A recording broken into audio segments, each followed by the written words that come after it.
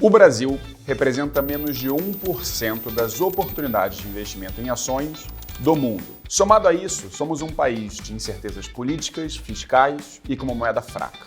Por conta disso, uma série de influenciadores, economistas e analistas recomendam que a gente tenha uma parcela dos nossos investimentos fora do Brasil, no exterior. Só que para fazer isso, existem várias maneiras de se fazer. Você pode ter contas em corretoras, em bancos fora diretamente, pode investir em produtos dolarizados através de corretoras e bancos no Brasil, pode ter uma empresa offshore, uma empresa fora do Brasil para ajudar a administrar esses investimentos e algumas outras opções. Como muitas pessoas falam sobre offshore, sobre investimentos fora do país, eu quis trazer aqui como convidada a advogada da Portfel, especializada em gestão de fortunas e investimentos no exterior, a Andressa, para falar um pouquinho com a gente sobre o que é uma empresa offshore, quais são os benefícios que a gente tem ao montar uma empresa. Então, Andressa, trazendo aqui esse assunto agora, explica pra gente, por favor, o que é uma offshore, quais são suas vantagens para quem nunca escutou falar sobre esse tema antes. Claro, Felipe. É bem simples. Estruturas offshores são aquelas estruturas postas fora da costa, ou seja,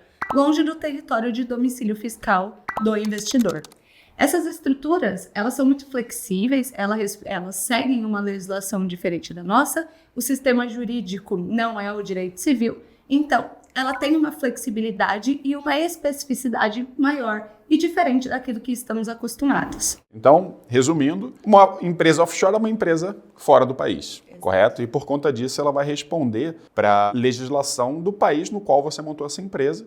Isso pode trazer uma série de benefícios ou malefícios, mas especialmente benefícios, porque você procura países que tenham algum tipo de incentivo fiscal, né, que seja amigável aos investidores que procurem montar esse tipo de empresa nessa região, correto? E aí, quando a gente fala de offshore, acho que uma das coisas que as pessoas mais se preocupam são proteção patrimonial. A gente já teve episódios de congelamento de investimentos no passado, com o Collor, e muitas pessoas têm medo que, por mais que seja improvável, que algo similar possa acontecer, tanto do ponto de vista de congelamento, ou como a gente tem na Argentina uma dificuldade de dolarização do patrimônio, você não consegue mais comprar dólares, mandar o dinheiro para fora. Do ponto de vista de proteção patrimonial, o quanto uma offshore é eficiente em proteger o patrimônio dessa pessoa, que muitas vezes, inclusive, também é um executivo, um empresário e por aí vai. A offshore, ela é bem flexível, porque ela permite que a gente tenha uma estrutura diferente do que a gente está acostumado no Brasil. Então, dado o sistema jurídico diferenciado que eu mencionei anteriormente, quando se trata da blindagem, alguns países permite maior acesso ao sigilo, que ele não é algo ilegal, tá? Ele é um sigilo garantido pelo país, garantido pela legislação local, e tudo isso confere uma blindagem maior, porque permite que a gente trabalhe com estratégias mais bem elaboradas, com uma distribuição diferente do que nós estamos acostumados no Brasil, e que, claro, siga tanto a lei internacional quanto a lei nacional. Porque quando a gente pensa em offshore, e o contrário do que muitas pessoas associam, né, não é um veículo para esconder dinheiro, não é um veículo para você utilizar manobras que burlem a regra tributária, não. A gente vai pensar realmente numa estratégia e, através da legislação local, garanta todo esse sigilo, essa proteção e, por óbvio, a diversificação dos investimentos, a presença internacional. Para tentar sumarizar aqui, a offshore ela vai estar em algum país que tem uma legislação voltada para a proteção do investidor. A gente pode citar, por exemplo, as Ilhas Virgens Britânicas, né, BVI. Lembrando, muitas pessoas confundem, porque já tivemos episódios de escândalos associados a offshore, mas isso não quer dizer que a offshore em si é proibida. Significa que algumas pessoas utilizavam dessa ferramenta para fazer coisas ilícitas, mas offshore é perfeitamente permitida. E uma das funções dela é fazer com que, no caso de processo, no caso de um problema governamental, o acesso a essa empresa por terceiros seja muito mais dificultado. Tanto porque tem sigilo, então você não consegue saber o que tem lá dentro, porque é protegido pelo próprio país. No caso das Ilhas Virgens Britânicas, aí você me corrige se eu estiver enganado, responde ao Reino Unido do ponto de vista de legislação, então é uma legislação robusta, que traz proteção ao investidor. Então você tanto não consegue saber o que está lá dentro, quanto você não consegue mexer no que está lá dentro. Quando eu digo você, eu digo uma pessoa terceira ao efetivo proprietário desses ativos, né? Existem níveis de proteção, sendo offshore um dos níveis mais altos de proteção que a gente tem. Isso não quer dizer que é completamente intransponível. A gente pode associar a uma blindagem de um veículo. Cada tipo de blindagem faz uma coisa, mas nada resiste ao armamento extremamente pesado. Então, obviamente, se você é procurado pela Interpol por um crime hediondo que ultrapassa barreiras, talvez você não consiga. Mas ainda assim, a gente tem casos de pessoas que conseguiram manter o sigilo fiscal, mesmo em casos de processos, crimes. Obviamente, não estou falando que esse é o intuito do offshore, mas no nosso caso, assim, para os nossos investidores, a gente vê muito mais como uma proteção ao governo que você tem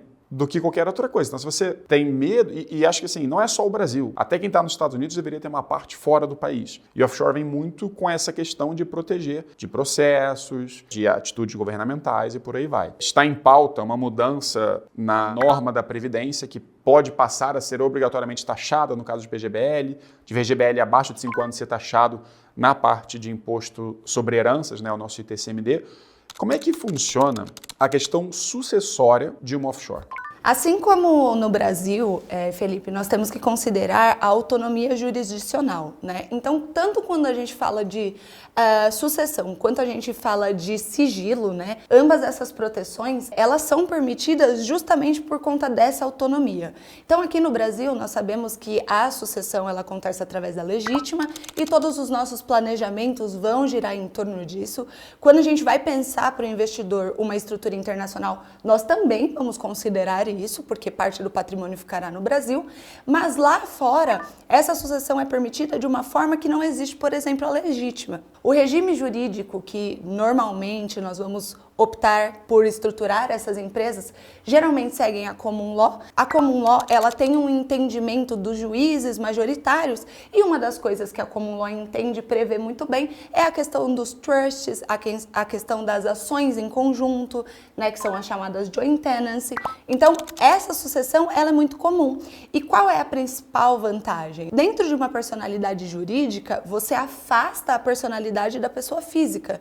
Ou seja, a sucessão vai acontecer dentro da estrutura, então ela não está sujeita ao estate tax, ela não está sujeita ao probate, né, que é um inventário local, quando você tem uma ferramenta ali que garanta de fato essa sucessão. Então é muito mais simples, muito mais ágil e tem uma série de composições que nós podemos fazer, dado que o regime jurídico é diferente do Brasil. E aí, só para deixar todo mundo a par do que a gente está falando, quando ela mencionou o state tax, porque essa é uma dúvida que as pessoas têm ou um ponto que elas acabam esquecendo. Supondo que você é um investidor brasileiro, abre uma conta numa corretora, num banco americano e investe por lá. Você pode ter o state tax, que é o imposto sobre herança americano. Ou seja, esse imposto para não residentes, ou seja, eu, Felipe, abri uma conta no exterior, eu posso ter um state tax que chega até 40%. Ou seja, de todos os meus bens que estão no exterior, nos Estados Unidos especificamente, pode chegar, dependendo do montante que eu tenho lá, óbvio que isso é uma escadinha progressiva, mas isso pode chegar até 40% que eu tenho investido lá fora para ficar em impostos americanos. Exato. Além disso, a gente também tem a questão de que passa pelo inventário americano. Exato. Assim como a gente tem o inventário brasileiro, a gente também tem o inventário americano, que também tem suas particularidades e também tem seus custos que são onerosos, né? Não é barato. Então, um cuidado que a gente tem que ter ao investir diretamente lá fora é considerar o imposto e considerar o inventário americano. Através de uma empresa offshore, numa dessas jurisdições em que a sucessão é facilitada, você consegue não ter o imposto sobre herança americano, porque no final das contas você não está nos Estados Unidos, a sua empresa está nas Ilhas Virgens Britânicas, por exemplo. Você não tem um imposto sobre herança brasileiro, porque você não está no Brasil. Então você, ao ter uma empresa nessa região, você consegue não ter imposto sobre herança algum e você também não passa pelo processo de inventário. Ou você tem um processo de inventário automatizado, que acontece de maneira automática porque você construiu uma empresa com determinadas características que já tem, né, os seus beneficiários definidos e que essa transferência de cotas acontece de maneira automática. Então, obviamente, a gente no Brasil está passando por uma série de reformas, algumas inclusive mudando a questão sucessória no Brasil, enquanto a parte offshore, ela não tem como ser afetada pela legislação brasileira. Exato. Então, esse é um nível de proteção que traz não só a questão de sigilo e proteção dos seus bens, mas um nível de proteção adicional por você estar numa região que é feita para facilitar a sucessão. Exato. Então isso traz um ponto bastante positivo para quem se preocupa com seus herdeiros, certo? E é interessante porque o investidor ele costuma nos indagar sobre, Andressa, se eu faço uma estrutura, né? Hoje eu sou uma pessoa jovem, não quero garantir nenhuma sucessão, não tenho razão de fazê-la, eu posso fazer isso no futuro? Pode, é uma coisa muito simples de ser feita e é uma coisa que realmente resolve.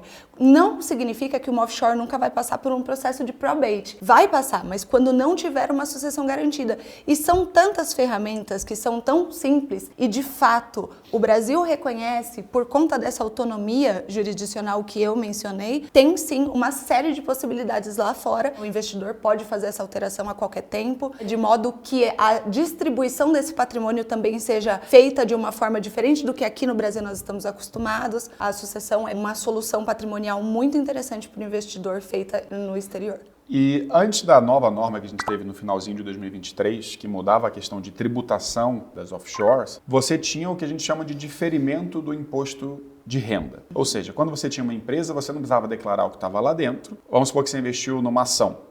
Numa cesta de ações. O que você declarava é que você tinha X cotas de uma empresa. Então não importava o quanto você comprava e vendia essas ações, você só pagava impostos quando você repatriava esse dinheiro, certo? A gente teve uma alteração da tributação das offshore. Agora a gente tem regimes de declaração da offshore que é opaco e transparente, o que trouxe uma camada de complexidade adicional nessa questão do diferimento do imposto de renda. Diferimento é pagar depois, né? Pagar mais tarde. Ainda é possível ter algum tipo de benefício de diferimento de imposto de renda através de uma offshore? Sem dúvida, Felipe. Por quê?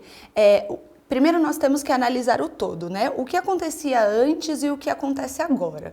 Antes nós não tínhamos uma lei que previa, né, de fato, que entendia a estrutura offshore de modo a entrar no nosso planejamento e seguir na nossa legislação. Hoje nós temos, em 2016, houve uma janela de repatriação. E qual era a principal diferença daquela janela para hoje? Quando ele repatriou o recurso, ele teve uma multa. Então ele teve uma alíquota, mas ele também teve uma multa. Qual é a vantagem da gente ter uma lei hoje? Primeiro que confere uma maior segurança e também mostra para o investidor que essa atitude, o fato de você ter uma estrutura e uma parte do seu patrimônio alocado fora não está ligado a nenhum tipo de evasão fiscal ou de forma de esconder o dinheiro, mas hoje nós temos essa legislação que demonstra ali o meio de você declarar, quando você vai declarar, os métodos de declarar e qual é a vantagem. A gente sempre vai olhar que no imposto de renda, quando a gente está pensando num investidor que coloca a parte do patrimônio fora, é um patrimônio que já está sujeito ali à alíquota de 27,5% na pessoa física. Com a legislação nova, quando você faz um investimento através da offshore, a sua alíquota vai ser de 15%. Vai ter uma alíquota fixa. Claro que aí a gente vai pensar em outros produtos, quando tem ganho de capital, quando não tem ganho de capital, mas a alíquota é de 15%. Então, se você for comparar, né, a alíquota que você paga da pessoa física com a sua empresa offshore, você ainda continua tendo um ganho tributário, né? Você tem uma redução que é substancial em relação ao patrimônio. Então, sem dúvidas, continua tendo muitas vantagens, além do que tudo vai estar declarado, tudo vai estar dentro do que a nossa instrução normativa e a Receita Federal, né, sugere que façamos. Então você tem possivelmente um diminuimento da alíquota efetiva de imposto de renda que você paga e dependendo da maneira como você estrutura, você também consegue diferir, mas usando as mesmas ferramentas que se usa para diferir no Brasil. Exato. Então, por exemplo, se você tem um ETF, né, um fundo negociado em bolsa, que você não tem come cotas, você não precisa comprar e vender porque ele faz todas as transações dentro do próprio ETF, dependendo do modelo de offshore, se for uma offshore transparente, por exemplo, você pode também ficar 10, 20, 30 anos sem pagar esse imposto porque você nunca negociou esse ativo. Exato. Ao mesmo tempo, essa offshore transparente tem que declarar todos os ativos que estão lá dentro. Já na offshore opaca, que você só não precisa declarar o que está dentro, mas você tem um acerto para fazer do quanto ela se valorizou todo ano, aí você tem que pagar todo ano de acordo com a valorização que você teve, mas dessa vez também em dólares, não considera a variação cambial. Então existem diferentes tipos de estratégias de offshore que vão até além disso que eu comentei agora, para o tipo de carteira que você quer, quais são as melhores estratégias para diferir esse imposto de acordo com a sua estratégia de investimentos, que pode ser até investimentos em imóveis, por exemplo, que muitas pessoas perguntam, né? Hoje, por exemplo, seria possível, eu estou falando muito de aplicações financeiras aqui, mas seria possível uma offshore ser dona dos meus imóveis no Brasil? Sim, seria. Inclusive, a offshore, existe a possibilidade de você nacionalizar uma empresa estrangeira para que ela tenha sociedade, para que ela tenha participação em empresas do Brasil. Então, não é muito comentado, não é uma estratégia que os clientes buscam por falta de conhecimento, mas sim, você pode ter uma offshore estruturada em uma jurisdição que tenha, por exemplo, um imposto de renda zerado. E por que eu estou mencionando isso, Felipe? Porque quando a gente fala paraíso fiscal não se refere somente a jurisdições de tributação zerada, mas podem ser jurisdições com tributação reduzida, que é o caso de Malta, que é o caso de Luxemburgo. Tem alíquota, mas é uma alíquota mais baixa do que nós estamos habituados. Então, até o próprio Delaware nos Estados Unidos. Exato, porque o pessoal, só para tirar essa questão de que paraíso fiscal é só aqui no Caribe, né, e que a gente tem várias regiões que podem ser considerados. Delaware dentro dos Estados Unidos, a própria Suíça, como você comentou. Flórida, né, dentro dos Estados Unidos, Wyoming, Carolina do Sul. Então, são estados, né, americanos que têm uma alíquota reduzida, são entendidas como paraísos fiscais e que são muito utilizadas para investidores que fazem operações internacionais, tem empresas operacionais, tem empresas de imóveis, aí voltando e respondendo a sua pergunta, empresa que detém ali uma parte da renda oferida com imóveis e utilizam realmente uma estrutura nacionalizada dentro do Brasil. E o que é esse processo de nacionalização? É você pegar uma estrutura internacional, emitir um CNPJ para ela dentro do Brasil, então ela vai ter sim que seguir as leis tributárias nacionais, vai ter que fazer todas as declarações, mas ela pode entrar com participação societária, ela pode entrar com negócios no Brasil, e isso é uma forma de elisão fiscal, que é diferente da evasão fiscal. Elisão fiscal é você trazer para dentro do Brasil recursos, investimentos, aumentar, né, o nosso fluxo financeiro, nossa economia, alavancar a questão do dólar dentro do Brasil. Então, sim, é uma possibilidade que a offshore seja dona não só dos imóveis, mas também das suas operações. Perfeito. E aí, obviamente, acho que tem 2 pontos importantes para a gente falar ainda. Quando eu mencionei um pouquinho mais cedo, eu acho sempre importante entrar nesse tempo que as pessoas perguntam bastante. Existe uma diferença entre o state tax, ou imposto sobre herança, que pode ser em qualquer país do mundo, e o processo de inventário. Porque muitas pessoas mencionam que dentro dos Estados Unidos você tem produtos que não pagam state tax. E é verdade, né? Determinados bonds e por aí vai, você não tem o custo do imposto sobre herança. Assim como você também tem os ETFs irlandeses, que também podem ter essa característica de não ter um state tax, ou um imposto sobre herança. Mas é importante lembrar que ainda pode existir o processo de inventário, dependendo da maneira como sua conta na pessoa física está montada. Então, são 2 questões que a gente tem que se preocupar quando investe fora, que é a questão do inventário e a questão do imposto sobre herança. Óbvio, ainda tem as outras questões relacionadas ao investimento, risco do investimento, risco operacional desse país, será que a Irlanda é confiável, por exemplo? Obviamente que hoje é, mas vou investir em outro país e por aí vai, então tem algumas características adicionais que tem que tomar cuidado. Até no próprio caso dos ETFs irlandeses, que fala que, poxa, não tem os impostos sobre dividendos, muita gente acaba falando isso na internet, mas tem. A diferença é que determinadas empresas pagam menos impostos ali dentro, mas os dividendos são taxados dentro do próprio ETF. Então, às vezes as pessoas confundem um pouquinho essa questão. Uma outra coisa que as pessoas perguntam bastante é: ok, Felipe, você estava falando de offshore, mas tem que ter uma desvantagem. Qual é essa desvantagem? Você tem basicamente 2, né? A questão contábil, porque é uma empresa, você tem que prestar contas sobre isso, você tem que ter um contador, você tem que emitir relatórios sobre isso, e a questão de custos. Então, existe um momento em que offshore não vale muito a pena. Mas para a gente ser bastante pragmático hoje, e aí obviamente vai depender da empresa, do que você quer fazer, uma série de outras coisas, mas o que você vê ali de range que uma pessoa poderia pagar, tanto na elaboração de uma empresa offshore, e aí dessa vez mais simples, estou falando voltada para investimentos, tá? Na elaboração de uma empresa offshore e o custo de manutenção anual dessa empresa. A abertura de uma estrutura offshore, e aí nós vamos pensar aqui nas jurisdições mais utilizadas, que são Bahamas, Ilhas Virgens Britânicas, Delaware, geralmente vai ficar em torno de $1.500 o setup, entre $1.500 e $2.000, e a anuidade em torno de $1.500 também. É claro que isso, como você mencionou, vai depender da complexidade dessa estrutura, vai depender se ela tem um instrumento sucessório, se ela não tem, qual é o tipo desse instrumento, mas para uma estrutura simples, que demanda ali uma questão de investimentos, né? Um único investidor, enfim, vai ficar em torno de $1.500 o setup e a manutenção. Outro ponto importante para fazer essa análise de custo é em relação à jurisdição que ela vai ser aberta, porque algumas exigem reporte do balanço patrimonial para a jurisdição e não somente para o Brasil, outras não demandam. Então, alguns relatórios que são exigidos podem encarecer ou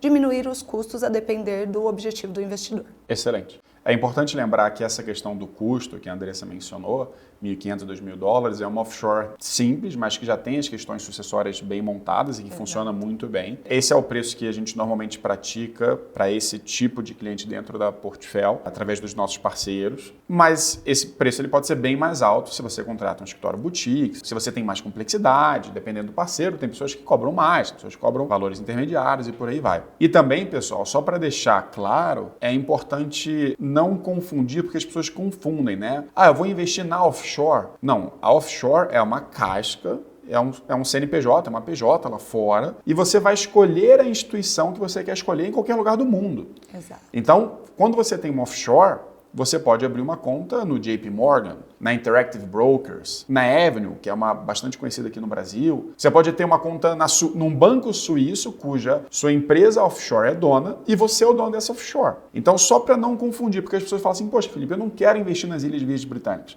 Eu não estou falando para você investir lá. Eu estou falando para você ter uma empresa em determinada região com proteção jurídica para você, que pode te ajudar a economizar impostos em vida e na sucessão, além de trazer proteção patrimonial, e escolher a instituição. E aí, depois que você escolhe as instituições, você também escolhe os investimentos e entra toda a parte de consultoria financeira, consultoria de investimentos. Então, é importante lembrar que a offshore é uma empresa.